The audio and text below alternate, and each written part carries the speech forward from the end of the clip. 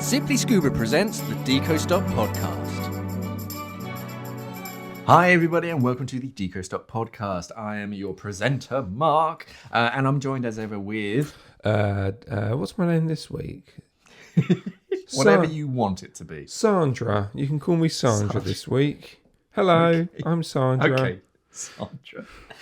We're here to talk about scuba diving, although we actually rarely talk about scuba diving. It's scuba adjacent things, isn't it? Yeah. I think people just come here for just like weird discussions that are vaguely to do with the water. Yeah. Wet stuff. But I promise I am a scuba diving instructor. I do know. It's not, guys. We do actually go scuba diving. But yeah. So website updates for Simply Scuba. So the first thing is the Atomic Aquatics T25. I know. Don't get too excited about it quite yet because It's too late. The launch has been postponed apparently. What? So I've just ordered 7 off of one of our competitors' websites. if you pre-ordered it, I'm sorry, but you might have to wait a little bit longer. Guys, lessons to be learned there. Don't ever pre-order. Just wait till it's in stock, then you actually get it. Yeah. I mean, I do kind of understand pre-ordering, but it just gets to the point where everyone just comes off looking bad because something happens, it gets postponed, people get a little bit angsty, and the money ends up in someone else's bank account, so they end up getting the interest, but whatever. I don't know exactly why. I imagine some kind of production issues, but yeah, late September is sort of what I've been told. I could be wrong. I have been wrong before, but yeah, the T25 fancy regulator. It's basically the T3, so it's a titanium regulator, 5-port swivel turret. The second stage itself is pretty fancy. It's got all sorts of sort of automatic venturis, sort of swivel joints, and a fancy automatic valve that basically it's got a built-in like storage mode, which is pretty clever. But they've given it this DLC diamond-like coating, which it makes the external. I mean, titanium itself, it's pretty hard, as I understand it. But they've given it this extra hard outer coating. But it also gives it this like iridescent, like rainbow-like pattern. And because it's not like a standardized like spray-on coating, each individual one is ever so slightly different. So each one has a slightly different pattern. So they are completely unique. But yeah, rumor is that they've the actual like launch date has been postponed, unfortunately. So yeah, if you have something planned and you're expecting it to arrive like this week, I'd probably wait and change your plans. The only other thing on my list is that we're still Simply Scuba. We're running a special offer on the Aqualung Axiom BCD. Right now, it's just under £300, which is a great BCD. It's an upgrade on the Pro HD, and yeah, it's a fantastic price. Also on the Aqualung i300C dive computer, you can get that for £146 at the moment. Of course, it's sort of limited stock, and when it's sold out, it's sold out. But yeah, if you're in the market for a new BCD or a new dive computer and you just want something simple, yeah, i300C, lovely dive computer. The battery's going to last for a long time, and because it's got Bluetooth inside of it, you can connect it to your phone, not just to download your apps, but also to connect and change the settings. So instead of trying to like muddle your way through that like internal menu structure, you literally go to an app on your phone, say, okay, now I'm diving on 31% nitrox. You hit a button, it updates your computer, and it does it all. So it is much more sort of streamlined. Cool. And for a jacket BCD, the Axiom's pretty fancy. If you look up the Rapture system, it's basically a way that instead of the whole weight of your cylinder going on your shoulders, which kind of screws up your back, it kind of puts it down onto your hips so you can walk around and it's a bit more comfortable. Yeah. Gangster. Basically. Yes. We also had a whole load of stock from a new company arrive. We just got to wait for sort of pictures of everything to be taken. It's and Playboy. uploaded. We got Playboy gear. I thought you were going to say Play-Doh for a second. I'll Play-Doh. Like, That'd be amazing. That's right in our skill set. Yeah. Play-Doh. It's non-toxic.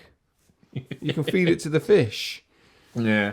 But yeah, so in the next coming weeks, you'll start to see some new stuff dropping on the website, which will be exciting. Moving on to the green initiative, I've seen Sean has put down Kermit because he's green. Yeah. I was going to talk about the 2 Minute Foundation. We're going to start doing some sort of video content with those guys and girls in the coming weeks. If you don't know about them, they're a charity which is all about sort of just taking 2 minutes out of your morning walk or whatever it is, just to sort of help clean up the local environments. If you look them up, they do some amazing stuff, and there's even an app. It's called Beach Clean. If you just search the Play Store for Beach Clean, then you should find the app, and it's kind of like a social media kind of Instagram type thing where you can take a photo of what you've collected and people give you kudos and stuff. It is all very cool.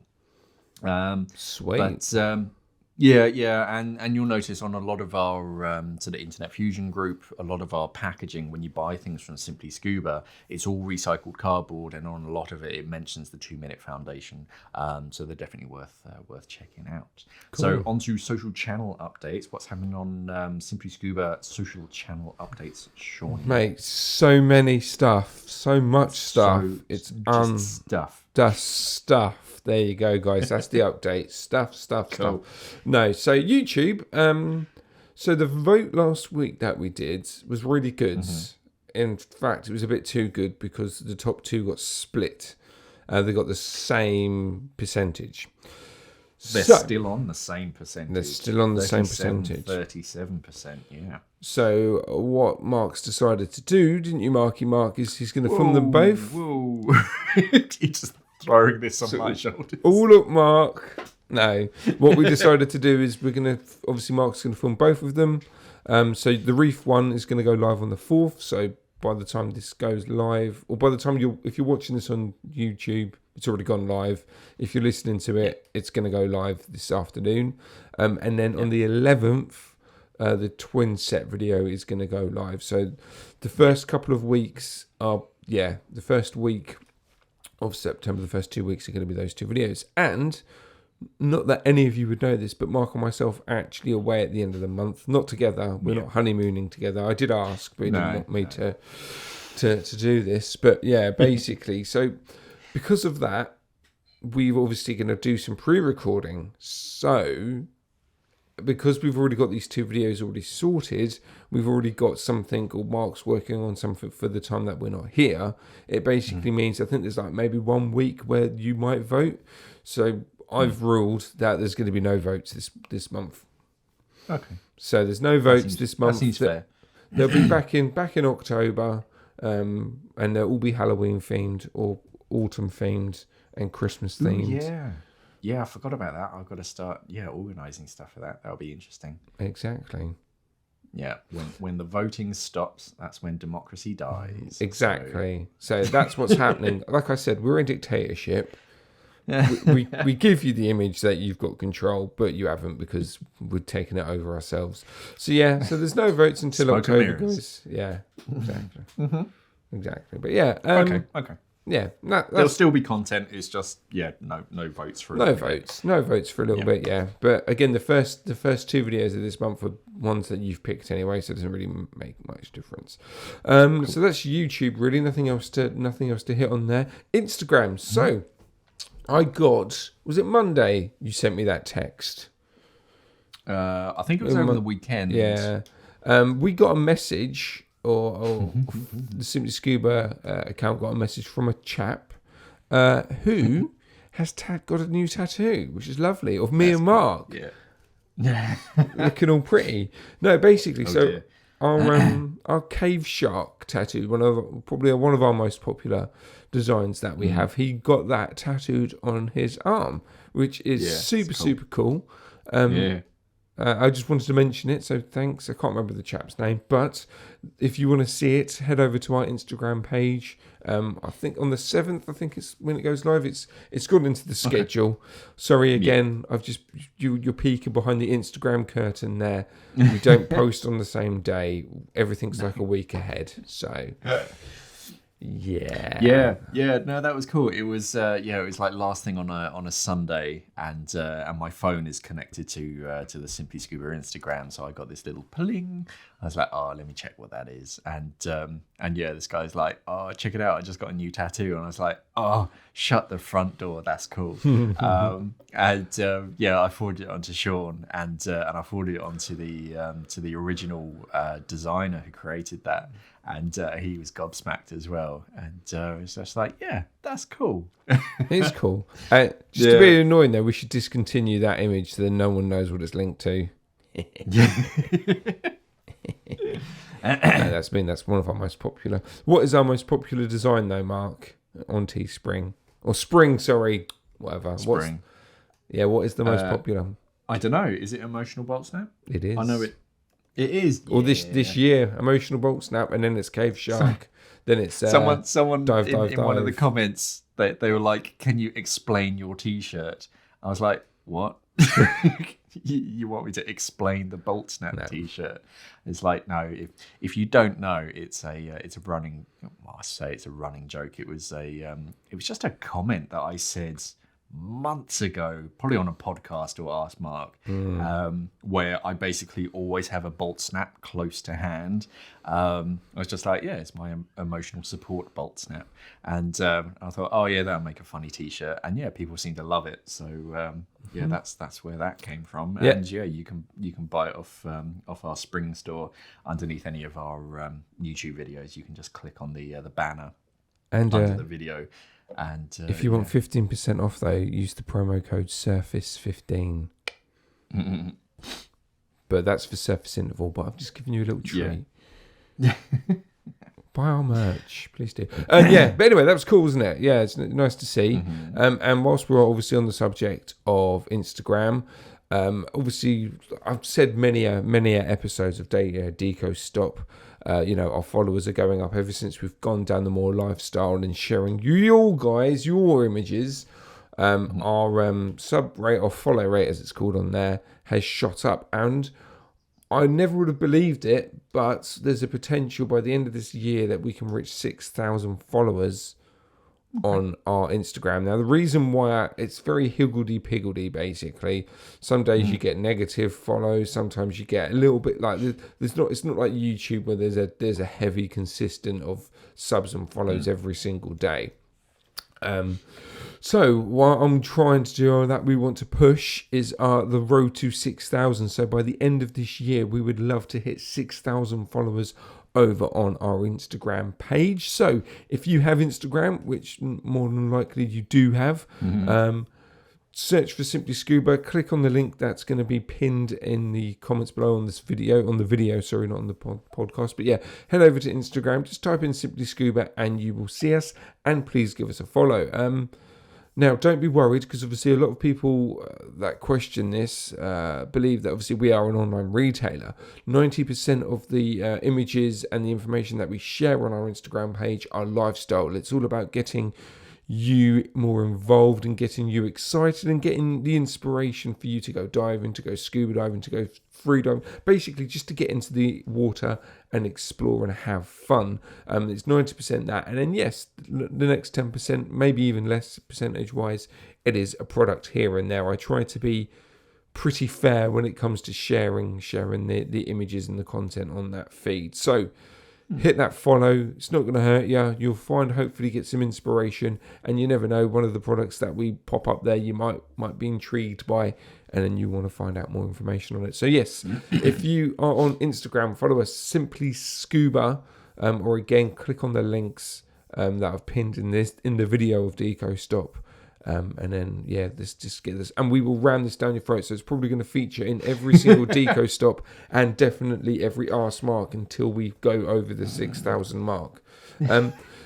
It's something that I never thought would happen, especially this year. As soon as we soon as we changed tack on how we do Instagram, because when we came back to Scuba, I was interested in. I mean, I ran the Scuba Instagram in the old version of Scuba anyway. I did for like the last year anyway, and it's always had a higgledy-piggledy, like what to do with it and that sort of thing. So it's something that I wanted to try and home in to try and get what we got here on YouTube over on Instagram, and finally it seems to be paying off, which is awesome. Yeah. So, it was never really our platform. It was kind of like this kind of works for us, but we're more video sort of audio based. Whereas images, we're just like this kind of works, but we don't want to just here's another second stage, here's another dive computer. It gets a bit much. So but now we're giving it a little bit more freedom. It's like people seem to enjoy these lifestyle shots and sharing their images. Come on then, let's jump on this and use Instagram for what it's really sort of made for. Definitely. Yeah, and again, if you have a scuba diving image, a snorkeling image, a lovely beach image, just use the hashtag simplyscuba. It will come up on our feed because that's how we search for it. We click on the simplyscuba hashtag, and then I hit recent, so then that tells us all the newer people that are using it. And if we like the image, we'll whack it on our feed, so then it gives you a bit of more exposure as well. And that's it. There's nothing for the podcast. So there's no vote. Wait for a cave shark tattoo to rock up on Instagram, and if you are on Instagram, hit that follow, because we want to get to 6,000 by the end of the year. That would be amazing. Oh yeah. So on to scuba diving news. So the first news story I almost wasn't going to cover, because when I first saw the headlines, I was just like, that's. It is interesting, but it's basically a pair of scuba divers dies tragically, and most of the headlines were scuba divers die from the bends. I was like, okay, well that's about it for the story. But when I was on Reddit the other day, someone asked a question about in-water recompression. So if you dive down, come back up, you start to have symptoms of decompression illness. Should you jump back in the water? And everyone's like, no, just get to a chamber. And I thought, okay, that is an interesting topic, an interesting learning point. And then they said, because that's basically sort of what happens here. So I thought, okay, let me put it into the scuba news, because there is a learning point there. And it was basically a pair of scuba divers from various reports. They were in the Bahamas, I think, and they were, I think, spearfishing. But they were basically scuba diving. And then after the first dive, when they both came up, one of the divers collapsed on board the boat. The boat captain sort of went to tender aid, and then the second diver jumped back in the water. We believe in an attempt to try and do some in-water recompression, but sort of a few moments later, the captain noticed that the second diver, who was in the water, was now unresponsive on the surface. So he had to stop what he was doing to the diver on the boat, jump in the water, recover them, get them back on board, and then get them back. So it's kind of, right, if you do suspect that you have decompression sickness or decompression illness, just don't go back into the water. Your best bet is to get to emergency services as soon as possible and get to a chamber, get on oxygen or even nitrox if there's nitrox, the highest oxygen percentage, and get to a proper medical treatment center, because underwater, one, you can't be given any kind of medications. There's no way you can administer medication, and two, in a chamber, they have greater control over the percentage oxygen that you're breathing, the pressure that you're under. That they have full control. So don't go back into the water if you have any signs or symptoms of decompression illness. The next news story is that the families of the people who were killed in the Conception dive boat fire, they're now suing the Coast Guard because the conception had basically passed, or so basically the Coast Guard have to sign off these safety checks on these types of diving vessels, and because the conception had passed their safety checks for the past two checks, they're basically saying, well, how could you possibly sign this off? Because granted, the lower deck where everyone was sleeping, it had 2 fire escapes, but they both exited into the same place, which is exactly where the fire was. So the families of the people who were killed on there, and one of the crew members, the one who had to jump off the top deck, who ended up breaking his leg, he's sort of involved in this, and they're suing the Coast Guard.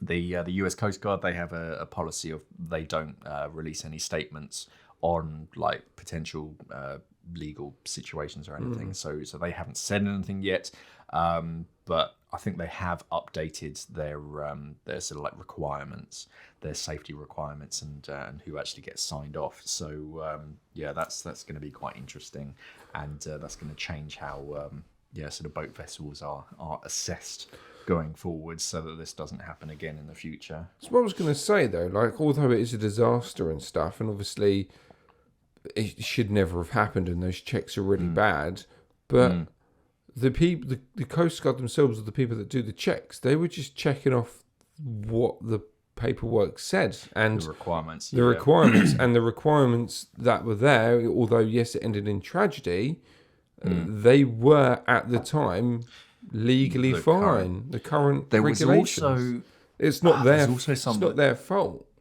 Yeah, in all honesty, it's such a grey area. It is tough, and there's also something in the back of my mind that says that because conception was a certain age, or there was some sort of exemption because of, I can't remember how it was built or how old it was or something like that. They're exempt from certain guidelines. So it's like, well, technically, legally, through this loophole, it's exempt. It's like, yeah, but this is people's safety. Yeah, you shouldn't definitely be using like loopholes to get around things. I think there's going to be a big mix-up of sort of what's going to happen and how safety guidelines are going to be required in the future going forwards because of this.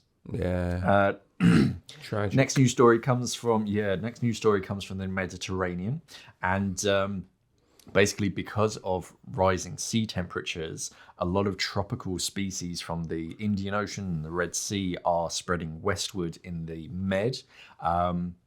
So they're seeing a lot of lionfish, which is a very invasive species, but they're also finding a lot of rabbitfish as well, which are similar-ish. They have like sort of venomous spines, but they're sort of being picked up in fishermen's nets more and more, and the fishermen are saying, it's like, I've been stung before and it really hurts, so I'm having to be more careful, and they're so small, it's like most people just throw them back in. It's like I feed them to my cats, but there's not much that we can do.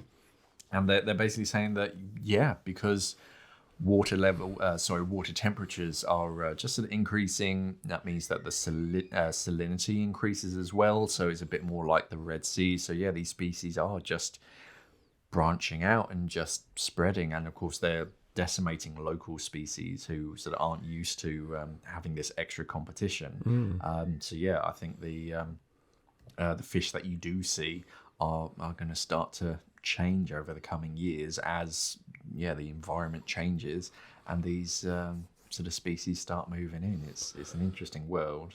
Great. So they're the pigeons. They're the pigeons of the ocean. Yeah, the grey squirrels. I mean, there was another post. I think it was on Reddit, and someone was saying about the lionfish, and he was saying how later on he went to say, "Oh, actually, I didn't know that they were introduced accidentally by humans in like the 80s, but like lionfish on the east coast of and the Americas. Is like, is it like the right thing to be like physically like culling them and trying to kill them as much as possible if they're just naturally like spreading out into sort of new territories? And people are like, oh no, this is our fault, we put them there, it's our mistake, we kind of need to do our best because they just decimate other local species. And he was like, oh okay, yeah, I didn't know that we put them there accidentally. I thought they were just naturally just like spreading out because of rising sea temperatures. It's like, no, we made this mistake. Yeah, do you know how the mistake was made? So a kid had no. I want to tell the story.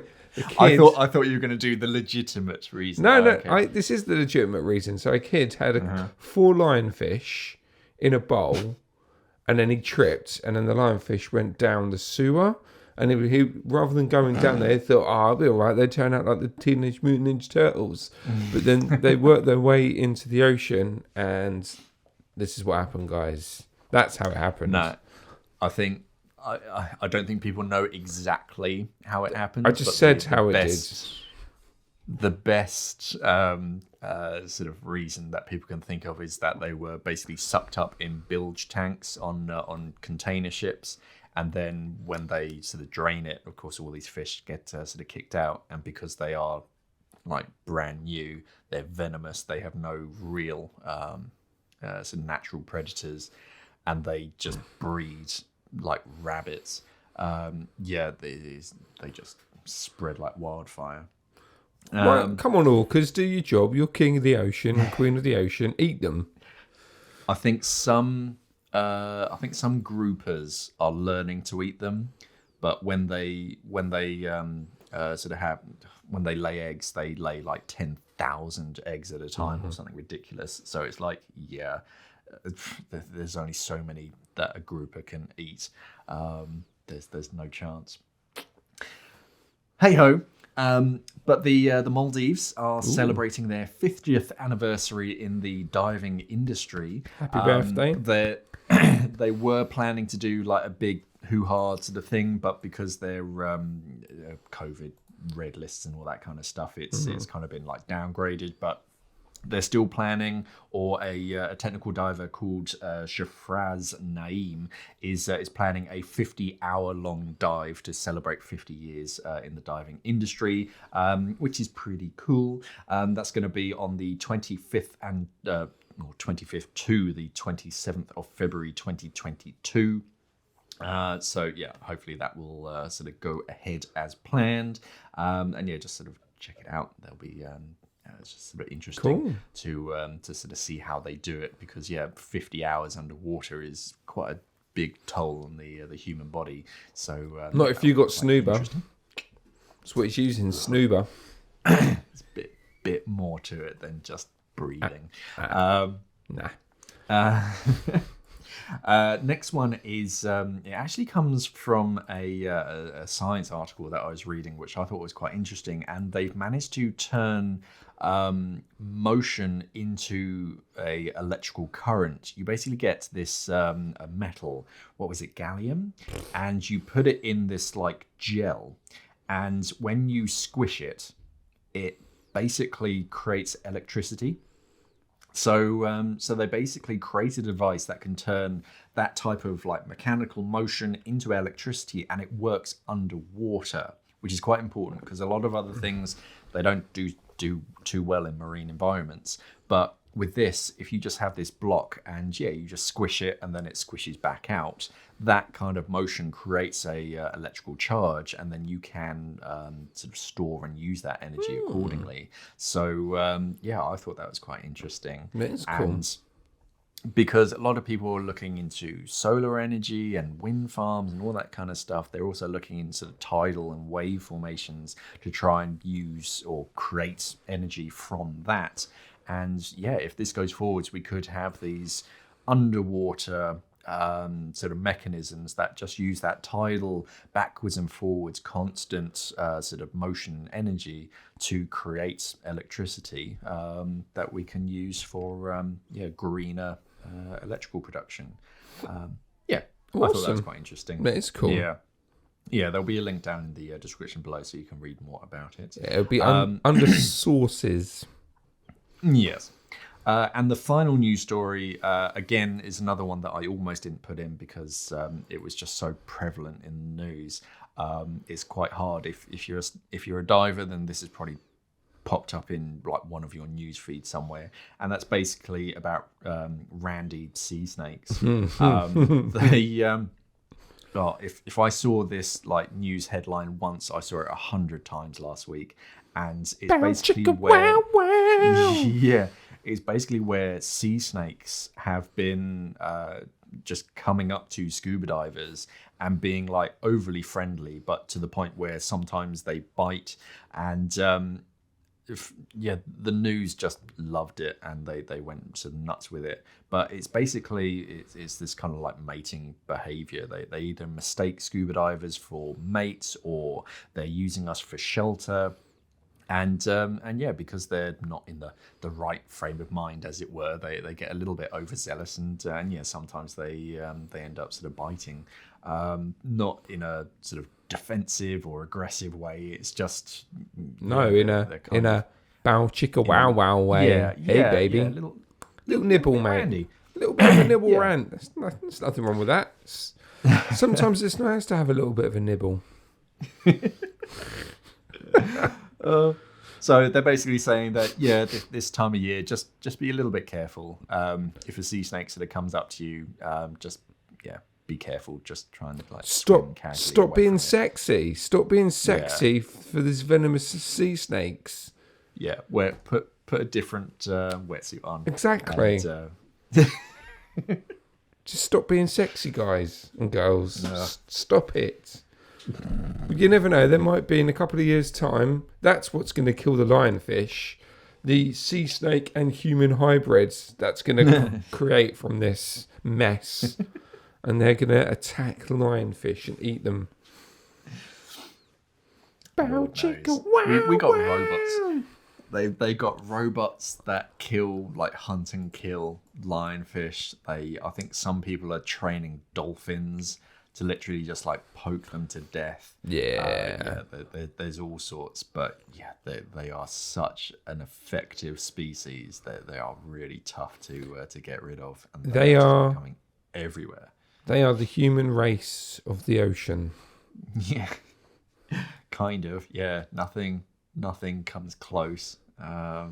We outperform every other species in the area. We just invade areas that we want to be in. Ugh. There is one other species that does outlive us or outrank us, and that's all the microbiological bacteria. Yeah, I learnt from Kyrgyzstan that the more you know, whatever it is, whatever it's called. There are giant viruses, and I think they call them gyruses or something. And they've only recently been discovered because they're so different to like traditional viruses that they figured they were like bacteria or something. Yeah. They were like, oh, actually, you know what? I've been looking at this thing, and it's actually a huge virus. They were like, just imagine if there were like ducks the sizes of elephants just like wandering around, and we're just like, oh, that's new. Yeah. Oh, do you know what else I found out? Talk about viruses today. I found out this week. Do you know why your feet smell the way they do? No. So there's a microorganism that eats the sweat that your foot paws create. Yeah. Okay. And that smell is their fart. Yeah. That's basically what all BO is. But there's a specific one for your feet. There's a specific one for your feet. They only like to nibble on human or feet sweat, and then that the smell is their farts. But isn't it that the human body is comprised of more bacterial cells than human cells? So Like actually, on average, we are more bacteria than human. Yeah. Which is just a I can't get my head around that. Well, there are people in this world that I could easily say you are more bacteria than human, just with the way that they act. So I can easily see that. Maybe even more virus than human. But that's a different subject. That's for next week's Deco Stop. That's going to be the question. Next week's question mark is, what people are more bacteria or virus than human? Let's name and shame. Let's name and shame. Anyway, Mark, what is your product of the week? And if it isn't feet bacteria farting, then I'm going to be disappointed. No, my product of the week is a product called BioSeal. So BioSeal, I first experienced. Now this is a family show, so keep it clean, Mark. We don't want to know your dirt. It was about 7 or 8 years ago. I was on a dive boat here in the UK, and one of the divers put on this. It's basically like a jelly, like choker almost. I told you'd be clean. You put this on around your neck or around your wrists, and it's this like sort of squidgy jelly like material. And you put the collar on, and then you put your dry suit on, and it's basically like a interim between your neck seal or your cuff seals and your skin. It's very soft and squidgy, and it stretches. It's very, very effective, but it's great for filling in the gaps. So if you have particularly skinny wrists and you have that kind of channel down on the inside of your wrists and you struggle to get that seal around your cuff seal, it's because between your tendons or whatnot, if you move your hands, then water can travel underneath. Then BioSeal kind of fills in those gaps, and then your cuff seal goes over the top, and of course it creates a very effective seal. But also if you react with latex, one of my latex dry suits, it was fine if I used it a couple of times, but if I was diving more than 2 or 3 times a day, I'd get that kind of slight rash around my neck. So BioSeal, you put it on and that latex literally doesn't touch the skin of your neck, so it's a great sort of alternative for people. It is just a loose item. It comes in like a jar, and it is just this very soft, like almost wet feel, squidgy material, incredibly stretchy, and you use it again and again. You just give it a wash between uses, and it is just a great way of protecting your neck and filling in those kind of gaps where you can traditionally get sort of leaks coming through into your dry suit. And it's one of those products that not a lot of people know about, so I thought I'd just sort of throw it out there because it is quite interesting and it is quite useful, especially if you do struggle to get a good neck seal or just trying to get a.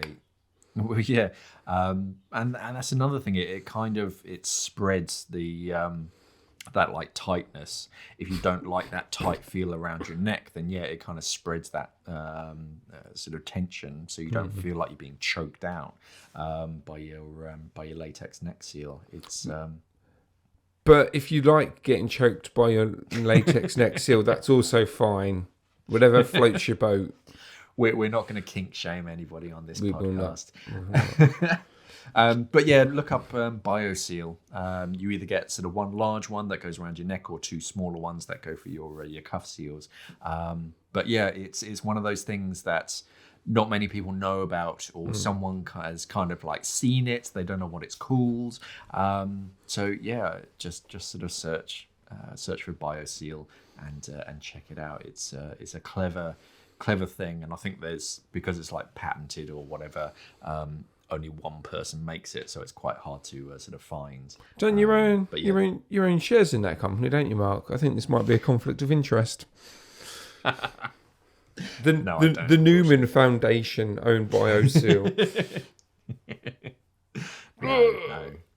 Cool, man. All right, nice. Well, check it out, guys. If you use BioSeal, let us know if you like it or not, or down below in the comments over on YouTube, or if you like to be choked by latex, again, let us know. That might be don't for Scuba after. Links. We don't want any links. No, No, no, thank you. No, we don't want to see that. But yeah, just let us know if you like getting choked.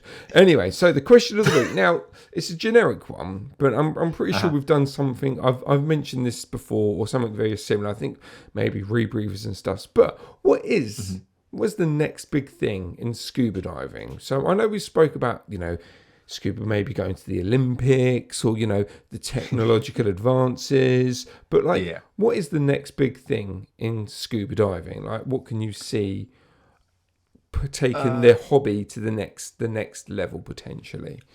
So I can see more, like it's not biometrics, but it kind of is biometrics. I can see more biometrics being put into our decompression algorithms. You're seeing it in some dive computers already that use heart rate monitors and skin temperature sensors to better monitor, because most diving algorithms are pretty vague. I mean, you can put one dive computer on one diver and one on a completely different diver, and their decompression isn't going to be the same. If one is in like a really nice, chilled out but warm, sunny day, and they're wearing minimal equipment, there's no current or anything, their decompression loading is going to be completely different to someone in colder waters wearing more gear, swimming against a bit of currents. They're feeling a bit under the weather. Dive computer doesn't know that. You can do some conservative sort of factors in the settings to change it, but really the dive computer is just kind of going on the algorithm and saying, now would be a good time to ascend. It would be pretty safe going at this rate. But with those kind of biometrics going into your dive computers, then it's going to be far more accurate. I have seen there is some testing going into, and I don't think this is going to particularly go into like mainstream recreational diving, but literal subcutaneous implants that are analyzing your blood composition. I can't imagine that's going to become a thing where you'd like stick a needle in your arm when you put your dive computer on. I don't think that's going to happen. I don't think I'd be up to it. People weren't taking a vaccine because they believe people will put Microsoft chips in them. So who the hell is going to do that? Yeah, I don't think that's going to happen. Or some kind of suppository. I don't think we're going to get sort of that far in like recreational diving. Otherwise, I can see a lot of exposure protection sort of going forwards. I was talking with Fourth Elements a few years ago, and they're looking at all sorts of different clever ceramic beads and things that are sort of very effective at trapping body heat and sort of holding it against your body. You can kind of see a bit of that technology in their new Halo AR, which hasn't come out yet. Oh, spoilers. That's like they announced it months ago. To industry people, not to Joe Blogs. That's it. We've ruined it. We're going to get fired, mate. We're going to get fired. Sorry, guys. It's nice knowing you all. But that fabric, it kind of uses argon to sort of create that insulating or more insulating, because argon's a better like conductor of heat. It's a better insulator than just air. Cool. But I can see biometrics coming more into it. We're of course seeing it in a lot of dive computers like the Garmin that has like a heart rate monitor, and then all they basically have to do is like manage to splice that into the Buhlmann algorithm or whatever it runs on, and just sort of tailor it to, your heart's pumping kind of quick compared to normal. I'm going to sort of make or sort of adjust the algorithm or adjust your dive profile accordingly. And I can see that becoming a bit more commonplace, where you either have like a built-in heart rate monitor or a separate, because you see on a lot of Scuba Pro computers where you can get a wireless heart rate monitor, one of those straps that you put around your chest. And that just wirelessly sends your heart rate to your dive computer. Dive computer reads that and goes, okay, you're like huffing and puffing, you're working pretty hard. I'm going to be a bit more conservative. Or if you're nice and chilled out and your skin temperature is fairly warm, then it says, okay, I'm going to be a bit more sort of lenient, and you can stay down a bit longer. I can see that becoming a bit more prevalent going forwards. Cool. Yeah. I think Does the Garmin yeah, have that? The new Garmin, the Descent, does that have a heart monitor? it has a heart rate monitor, but because it is one of those like all singing, all dancing, there's like a different mode for everything. There's one for, I don't know, doing jumping jacks and skipping, and then you can go swimming, and it has that like green lights thing where it shines a light sort of onto your skin, and that measures your heart rates. But I don't know if that's actually integrated into the algorithm. I don't remember seeing that, because I imagine they would have done a whole song and dance about it. Because I mean, Scuba Pro has their human factor diving. It has like its own like logo. There's a completely separate page on the website, sort of going into how they've integrated your heart rate into the decompression algorithm. But I don't remember seeing that on Garmin. Interesting. Maybe they.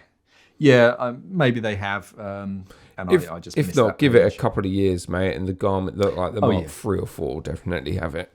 yeah. I can't imagine why they wouldn't. They probably just need to work out the how to integrate it and adjust the decompression algorithm. But I think that's probably going to be the next big thing, where okay, dive computers are a lot more accurate and in turn safer, because if you are just diving somewhere nice and sunny and it's just a fun shallow dive, then you can stay down as long as you like, because I know that your skin temperature is kind of warm and you're not working too hard. Whereas actually no, you're diving somewhere really cold, your skin's kind of cold, dude, and you're working really hard. I'm going to be a bit more conservative and get you out of the water sooner. I think that's probably going to be the next big thing. Cool. I think as well, just generally looking at the industry, like saying synthetics, neoprene replacements, I think is going to be massive.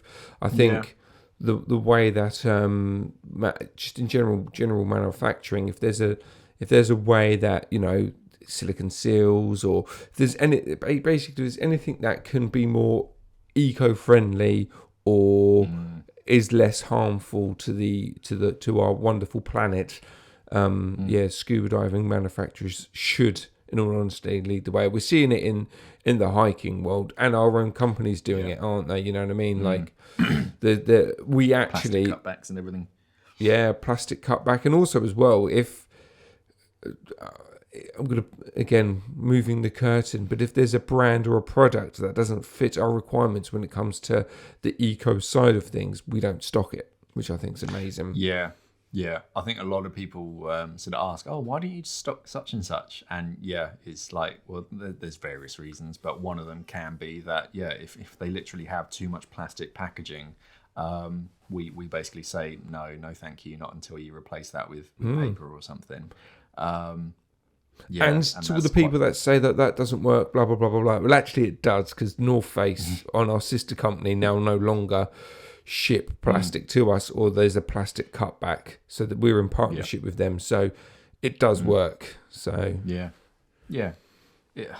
something has to be done, and a lot of brands, especially like sort of Aqualung, Apex, I think all of their packaging is now either paper, cardboard, or that it's like a starch like plastic adjacent sort of bag.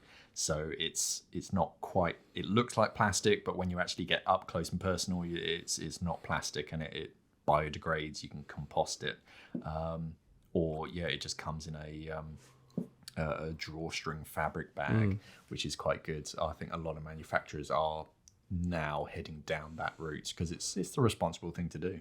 Yeah, definitely. And like with was it Ulex? That's coming into play now. Obviously, now that's mainly for free diving and surfing and kind of surface dwelling sports. But that's early days, you know what I mean? Give it 10 years or something, and then that'll be in wetsuits. So that will be wetsuits. Ulex, it won't be neoprene. No, Yeah, you find it in the Fourth Element Surface wetsuit and the Aqualung X Scape 4mm wetsuits, and yeah, it's a neoprene like material, but it's plant based, so it's actually grown, and yeah, incredibly stretchy compared to normal neoprene. I haven't yet managed to get one in the water yet. To see just exactly how warm it is, but I think most people are saying, yeah, I don't really notice the difference, and it's far more environmentally friendly. So yeah, there's nothing wrong with it. Cool. Yeah, it's interesting. Yeah, definitely check out Ulex. Yeah, 100%. Guys and girls at home that are listening to this or are watching this, what do you think is going to be the next big thing, product-wise, algorithm-wise, just generally in the industry itself? Let us know your thoughts in the comments, and let's have a good old chinwag about it in the comments below. And that's it. Yeah, shall we round it up? Shall we round it down even, not round it up? Yeah, thank you. Thank you for listening, everybody. If you enjoyed this, then consider subscribing to the Simply Scuba channel, please. If you could also sort of like and rate us wherever you're listening to us, just so that we can see sort of where people are listening and whether they sort of enjoy the show, obviously. Don't forget to head over to our Instagram as well and sort of subscribe. We'd love to get 6,000 by the end of the year, just with our new, just the way we're doing things. And if you have any suggestions, then yeah, by all means, let us know. But if you are a sort of photographer or something and you want to sort of get your images out to a wider audience, then yeah, by all means use the hashtag simplyscuba on your posts, and yeah, we'll share them. We of course give you credit and everything to link people back to you, but yeah, use that hashtag. Don't forget to check out simplyscuba.com. We sell all sorts of interesting stuff, and yeah, the new brand should be sort of arriving in the coming weeks. We just got to upload images and descriptions and stuff, but that will be quite exciting. If you're looking at something, we do have a 0% finance option, so you won't pay any extra than the listed price. So that's Klarna, and it gives you a few different buying options just to make your life a little bit easier and have a bit more control. We also have Adyen, which kind of protects your detail and your digital shopping. So there's all sorts of different encryption to keep your banking details safe. Don't forget to check out the 2-Minute Foundation as well. Again, yeah, search out the Beach Clean app on the Play Store to see how you can help out. And if you have any questions, comments, queries, or even corrections, try and use the hashtag AskMark in your comments wherever you are in the comments section. Just makes it a lot easier for us to find, and we will address them on the Friday show. Thank you for listening, everybody, and of course, safe diving.